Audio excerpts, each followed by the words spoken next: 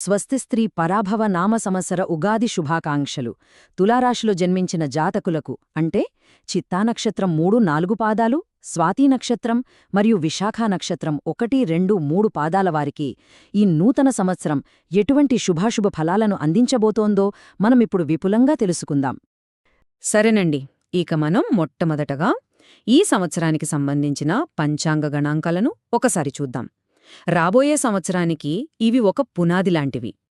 తులారాశివారికి రాస్యాధిపతి శుక్రభగవానుడు.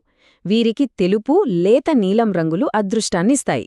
ఇక ఈ సంవత్సరపు గణాంకాలను చూస్తే ఆదాయం 5 భాగాలు ఉండగా వ్యయం ఏకంగా 14 భాగాలుగా ఉంది.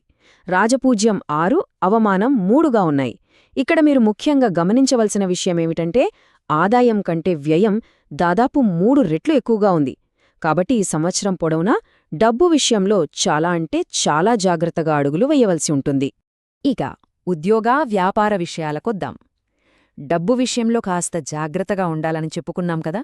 కానీ ఒక మంచి విషయమేంటంటే వృత్తిపరంగా మాత్రం ఈ సంవత్సరం మీకు చాలా అద్భుతంగా ఉండబోతోంది.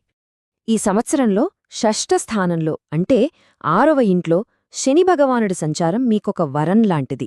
దీనివల్ల ఏమవుతుందంటే ఉద్యోగంలో మీకెదురయ్యే వ్యతిరేకతలు, శత్రుబాధలు అన్నీ కూడా మంచులా కరిగిపోతాయి. మీ మీదున్న వ్యతిరేకత అంతా పటాపంచులవుతుంది. అంతేకాదండి, పోటీ పరీక్షలకు సిద్ధమయ్యే విద్యార్థులుంటారు కదా, వారికి కూడా అద్భుతమైన విజయం లభిస్తుంది. అయితే ఒక చిన్న విషయం గమనించాలి. జూన్ 2వ తేదీ నుండి అక్టోబర్ 31వ తేదీ మధ్య గురు సంచారం వల్ల పనిలో కొంచెం ఒత్తిడి పెరగొచ్చు, లేదా మీరు కోరుకోని చోటికి బదిలీ అయ్యే అవకాశం కూడా ఉంది. కాని దీని గురించి పెద్దగా కంగారు పడకండి. ఇది కేవలం కొన్ని నెలలపాటు ఉండే తాత్కాలికమైన మార్పు మాత్రమే. కాస్త ఓపిక పడితే చాలు, అంతా సర్దుకుంటుంది. ఇక వ్యాపారం చేసేవాళ్లకి ఒక శుభవార్త. డిసెంబర్ 6వ తేదీలోపు కేతువు అనుగ్రహం వల్ల మీరు పెట్టే పెట్టుబడులు అద్భుతమైన లాభాలను తెచ్చిపెడతాయి. ఇప్పుడు ఈ సంవత్సరంలో మనం అత్యంత శ్రద్ధ పెట్టాల్సిన అంశం ఆర్థిక పరిస్థితి. మనం ముందే చెప్పుకున్నట్లు వ్యయం చాలా అధికంగా ఉంది కాబట్టి ప్రతి అడుగులోనూ జాగ్రత్తగా ప్లాన్ చేసుకోవడం చాలా ముఖ్యం. ఖర్చులు ఎక్కువగా ఉన్నాయని కంగారు పడాల్సిన పని లేదు. ఈ ఖర్చులు కూడా ఇల్లు కట్టుకోవడం, బండి కొనడం లేదా పిల్లల పెళ్లిళ్ళు ఇలాంటి శుభకార్యాలకే అవుతాయి. మరి ఇంత ఖర్చవుతుంటే డబ్బు ఎక్కడ్నించొస్తుంది అని సందేహం రావచ్చు. అక్కడే ఉంది గురుభగవానుడి అనుగ్రహం. మీకు ఎప్పుడు డబ్బు అవసరమో అప్పుడు ఖచ్చితంగా ఏదో ఒక రూపంలో చేతికందుతుంది. పాత బాకీలు కూడా వసూలవుతాయి. కాబట్టి ఆర్థికంగా ఇబ్బందులెదురైనా దైవానుగ్రహంతో వాటి నుండి బయటపడగలుగుతారు. సరే, డబ్బు, ఉద్యోగం విషయాలు పక్కన పెడితే ఇక మన వ్యక్తిగత జీవితం అంటే కుటుంబం, ఆరోగ్యం ఎలా ఉండబోతున్నాయో చూద్దాం. ఇక్కడ ఒక సంతోషకరమైన విషయం ఏమిటంటే కుటుంబపరంగా ఈ సంవత్సరం చాలా బాగుంటుంది. జూన్ 2వ తేదీలోపు ఇంట్లో ఏదైనా ఒక శుభకార్యం జరిగే సూచనలు బలంగా కనిపిస్తున్నాయి. లేదా కుటుంబమంతా కలిసి ఒక పుణ్యక్షేత్ర యాత్రకు వెళ్ళొస్తారు. ముఖ్యంగా తండ్రిగారి వైపు నుండి మీకు పూర్తి సహాయ సహకారాలు లభిస్తాయి. అయితే కొన్ని విషయాల్లో కాస్త శ్రద్ధ పెట్టాలి. డిసెంబర్ 6 వరకు రాహు ప్రభావం వల్ల పిల్లల చదువు గురించిగాని, వారి భవిష్యత్తు గురించిగాని మనసులో చిన్న చిన్న ఆందోళనలు మొదలవ్వచ్చు. ఆ తర్వాత అంటే డిసెంబర్ 6 దాటాక మాట మీద కాస్త నిగ్రహం పాటించడం చాలా ముఖ్యం. లేదంటే తల్లివైపు బంధువులతో చిన్న చిన్న మనస్పర్ధలు వచ్చే సూచనలున్నాయి. ఇక ఆరోగ్యం విషయానికొస్తే ఇది మీకు చాలా మంచి సంవత్సరం. శనిదేవుడి అనుగ్రహం వల్ల మీలో రోగనిరోధక శక్తి బాగా పెరుగుతుంది. పాత రోగాల నుంచి కూడా మంచి ఉపశమనం లభిస్తుంది.